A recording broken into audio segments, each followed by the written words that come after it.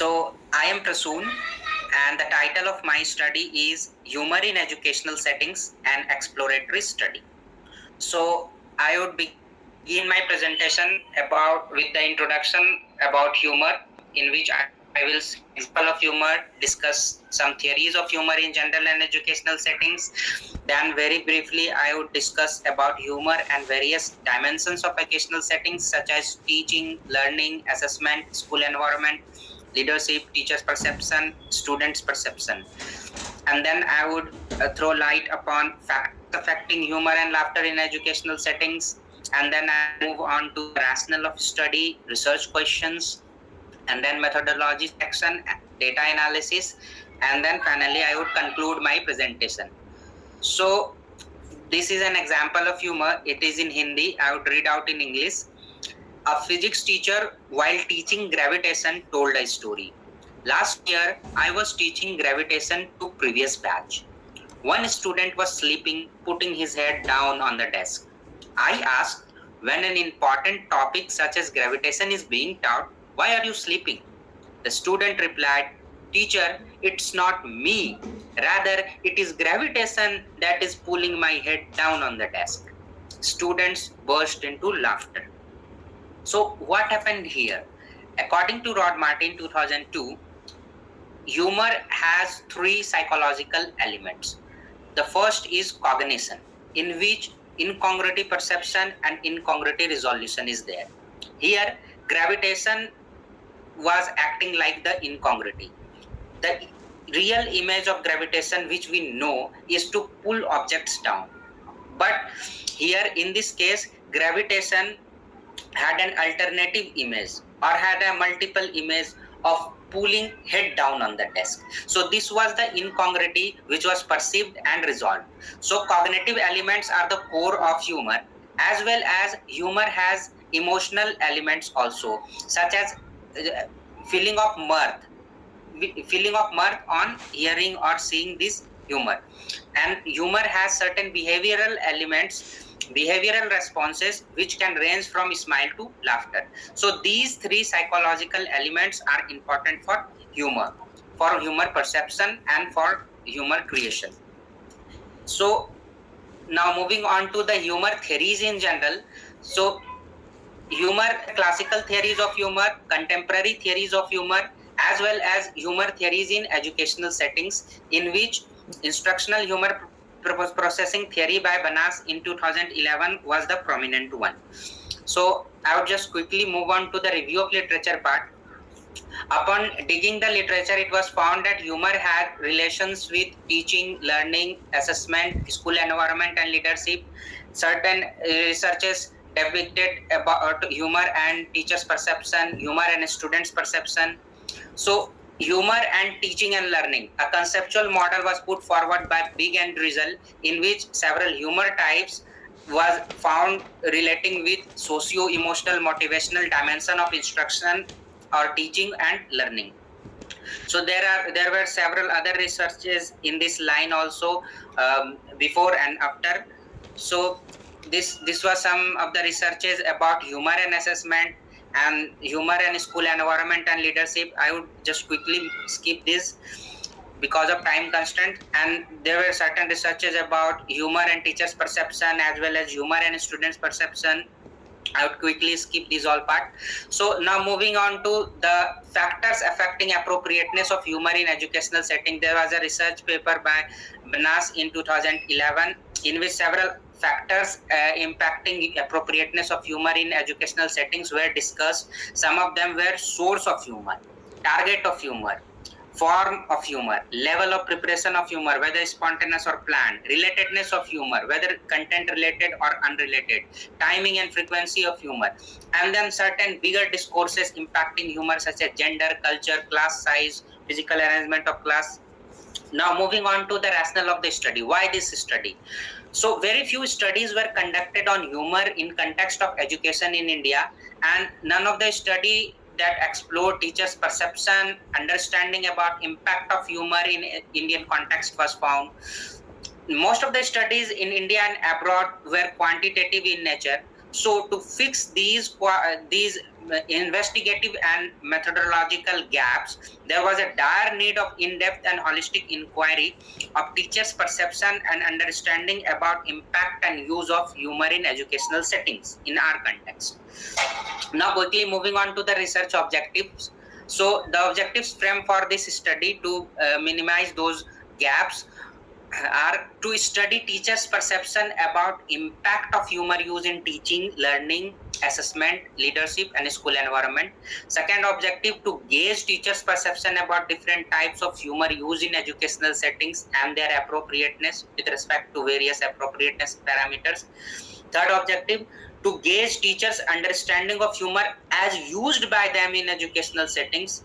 And the fourth objective, to assess teachers' understanding about appropriateness of humor as used by them in educational settings with respect to various appropriateness parameters. And the fifth objective, to gauge teachers' perception about factors affecting the use of humor in educational settings.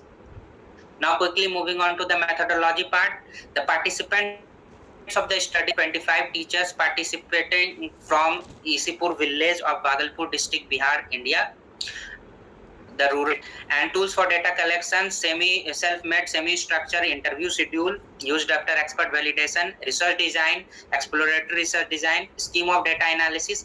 Some part of data was manually analyzed, whereas some other part were analyzed using MaxQDA 2022 software. Now moving on to the data analysis part.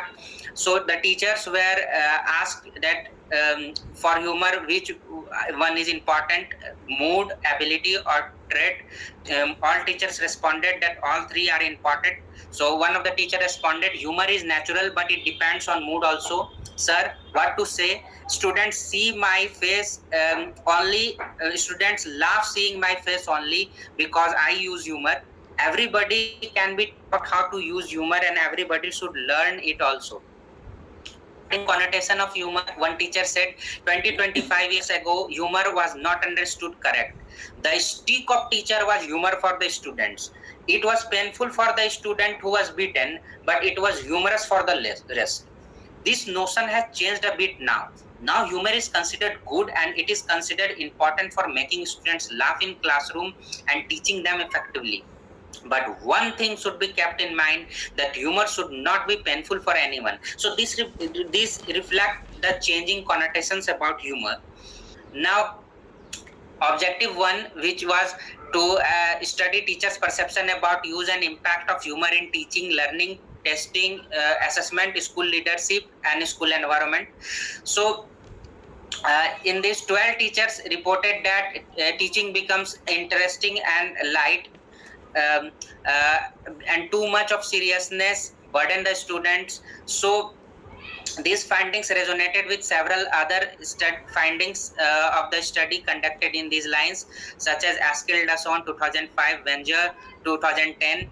Similarly, 9 teachers pointed that teachers should be cautious while using humor, as overuse may lead to disruptions. So these findings resonated with several other findings, as you are able to visualize these on your screen. So now moving on to the humor, teachers' perception about use and impact of humor in learning. So teachers elicited several phrases regarding this, such as using humor makes students feel good and happy. Most of the teachers said this. Students are able to relate and connect. Some of the teachers said that students are able to understand the content. So these phrases were analyzed using MaxQDA, and a code cloud is presented here. The larger the code or the word, the more the frequency of those phrases.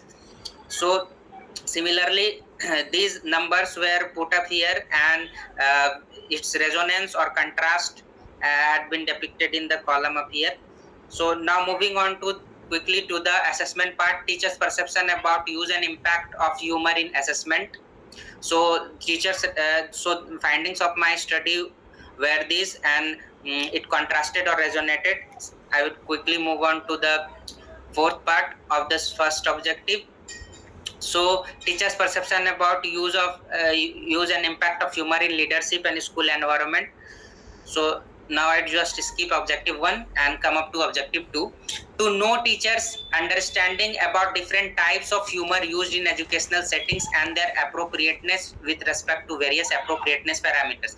For this objective, I presented 4 cases in form of case vignettes, in form of cartoons to the teachers, and tried to elicit their responses about the appropriateness to be used in educational settings. I said that such incidents, humorous incidences, should be prevalent in educational settings or not, or such humor can be used in educational settings or not. Is it appropriate to use it? So teachers had variety of responses for this. That, for example, this is one of the spontaneous humor. So I'm reading out in English. It is here in Hindi. While teaching about life processes, a biology teacher said, for digestion, respiration, excretion, and to be fit, good sleep is important. Look at those obedient students. Some pointing at some of the students who were sleeping in the class. They have taken this lesson seriously, and they will be fit and fine forever. And the teacher laughed along with students. So I asked teacher whether this type of humor should be used in educational settings or not. So 15 teachers responded, yes, it can be used. So out of 15, 9 teachers said that yeah, it would be learning for the student, that student should not sleep in the class. One teacher said that it is natural to sleep in the class. 5 teachers said that no, it should be used, but context should be kept in mind. 10 teachers said that no, it should not be used in the class. Out of those, 5 teachers said that it would tease and bully the student, and 5 other teachers said that is a personal attack on the student, so it should be kept outside the classroom or educational settings. Similarly, I presented planned humor to the teacher and elicited their responses about it. Similarly, I presented a content-related humor to teacher and elicited their responses about it. Similarly, I presented a content unrelated humor and teachers gave a variety of responses regarding this. So now quickly moving on to objective 3. In this, teachers were able to elicit their own humor which they had used in educational settings previously or in classroom. So I grouped and categorized this humor based on the linking it with the typologies or linking with the factors that were existing in the literature, that these were the name of the humor and from where it came, to whom it targeted. Similarly, I made a table regarding teachers used by them.